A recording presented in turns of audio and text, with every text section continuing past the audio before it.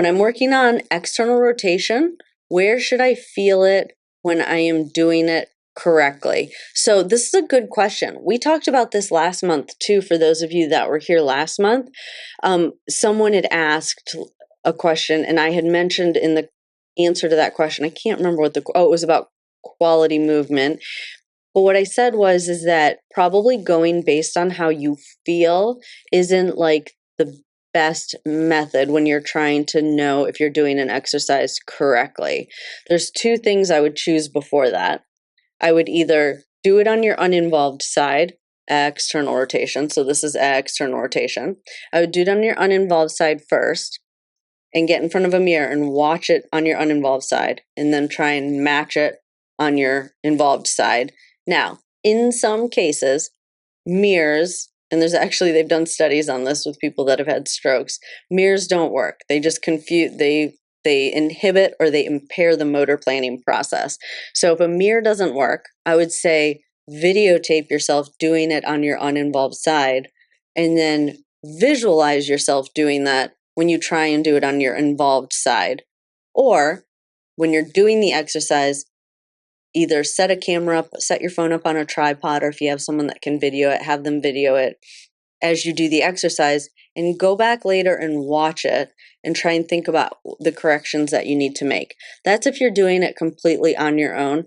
Best case scenario is that you can work with a family member. You don't necessarily need to work with a physical therapist. Remember, your textbook is your uninvolved side. So if you just asked a family member to coach you through it and say like, okay, tell me what I'm doing wrong.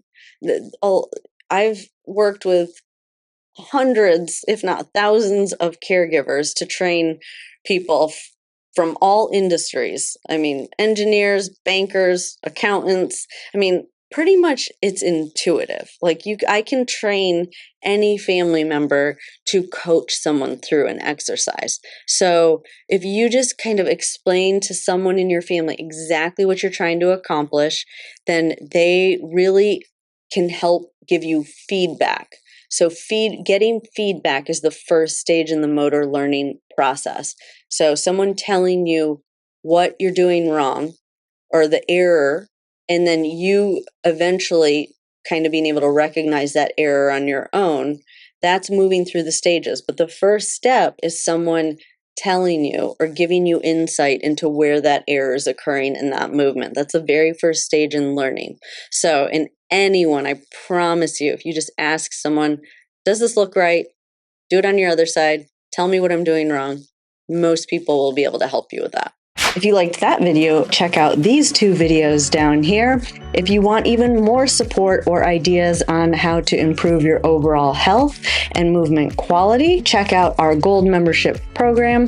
As a member of that program, you will get access to over 300 exercises that are not here on YouTube, as well as access to our monthly live Q&A where you can get your specific questions answered. I enjoyed spending time with you all today, and I will see you here on YouTube in the next video.